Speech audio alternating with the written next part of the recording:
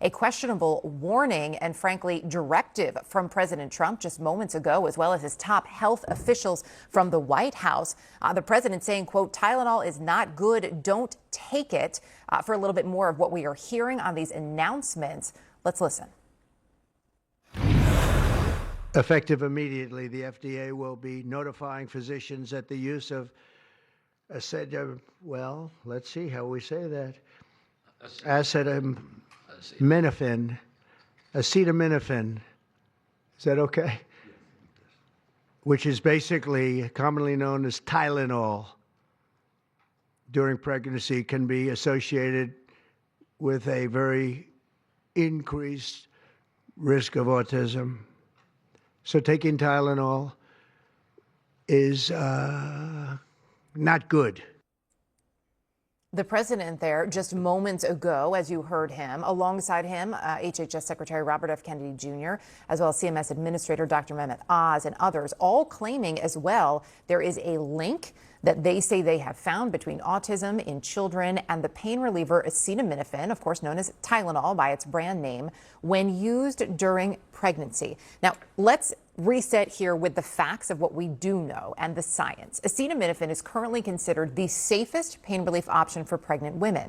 Administration officials now are advising women, however, not to use it early in pregnancy unless they have a high fever. The health secretary saying that at this point there are no other options, so that doctors should still use their best judgment, but then went on to warn that they believed as well that this was associated with potential liver toxicity, even claiming it could prolong viral illnesses in children.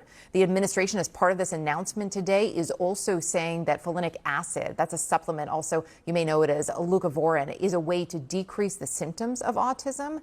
Secretary Kennedy has, of course, previously promoted debunked theories which link vaccines to autism. And he was just bringing that up again moments ago as we were coming on the air here at the top of the hour. The secretary, and just pardon me as I look at my notes here, noting that they are now investigating, in his words, multiple areas of causation when it comes to vaccines. He claims that 40 to 60% of mothers who have children with autism believe that there is some link to a vaccination. The secretary also claiming that these women have been gaslit, he says, by the science, which has found that there is, in fact, not a connection between vaccines and autism. But he is saying now that this is something that he has directed his agencies to look into. Again, he has promoted these theories linking vaccines to autism for some time. You may recall back in April, he pledged that his agency would have answers on the causes of autism this month. He said we would know in September.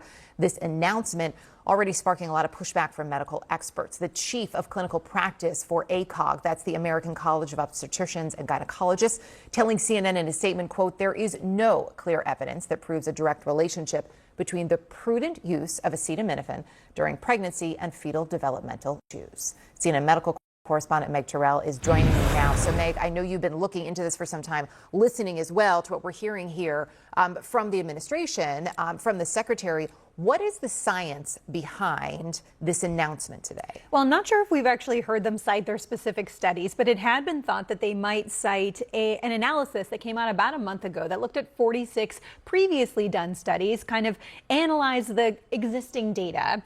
And the result of that was kind of mixed. And what they said was that it appeared from their analysis there was an association potentially between use of acetaminophen or Tylenol during pregnancy and neurodevelopmental disorders like autism or ADHD, but that they couldn't prove a causative relationship there. So you can say that's the key. There's a potential association, but there is not a direct link or cause. And part of that, too, is because there's so many other things happening. It's not really a control in these studies, correct? That's right. And so if you are taking Tylenol for a fever, for an infection, for pain, and then subsequently have a child who's diagnosed with autism, is it because you took Tylenol? Is it because of the infection, the fever, the pain, or is it because of something else entirely? We should note that autism is thought to be influenced by a lot of genetic factors, as well as potentially environmental factors. It's very complex. There was a lot that we heard from the president that I think had a lot of people kind of taken aback.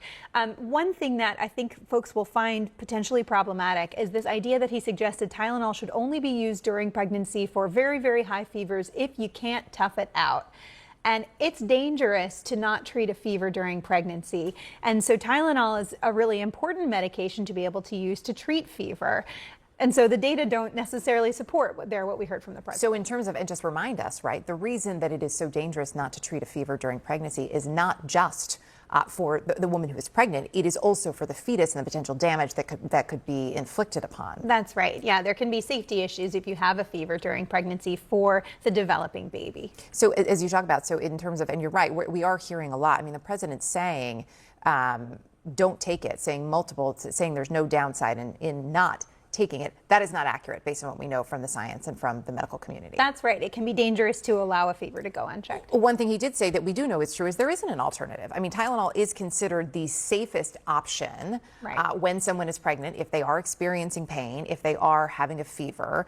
Secretary Kennedy basically saying, we'll leave it up to the discretion of the doctor, but go with as low a dose as possible. Well, and that's good medical advice generally. I mean, we've had babies. We know when you're thinking about taking a medication during pregnancy, you ask your doctor about everything, and it's always recommended, especially during pregnancy, but generally for painkillers you shouldn't take a higher dose than you need. The smallest dose for the shortest period of time is always the advice, in moderation, and especially during pregnancy, talking with a healthcare provider. So a couple of the other things that we heard, and I'm hoping you can help me fact check this from the president, is he was saying that he believes there is no autism in the Amish community, talking about there's no Tylenol. He also said that in parts of the world that do not use Tylenol, he specifically said Cuba, he didn't believe acetaminophen was available there, that there was also no autism. Are either one of those statements factual? Are they accurate? They, as far as we know, are not. And, you know, one of the things about the Amish thing, this has come up quite a number of times, that was about vaccines. That often is about vaccines. And this idea that the Amish community doesn't vaccinate. That, according to data, doesn't appear to be true. The Amish community appears to vaccinate. There aren't great data necessarily showing exactly how much, but they do apparently use vaccines. They do also have rates of autism. The rates that we've seen in studies tend to be lower than the rates for the overall population that we've seen, but there can be genetic differences, there can be other environmental differences that don't explain that. And so many studies have shown that there are similar rates of autism among vaccinated and unvaccinated children generally. We didn't necessarily expect to hear vaccines coming up today. No. We were expecting to hear about acetaminophen or Tylenol. So the fact that that came into the conversation so early suggests that this conversation isn't done. You also heard the president talk not only about mercury, which has been an issue for 20 years, and you know, we could go into it, but aluminum is one of the next conversations here with vaccines.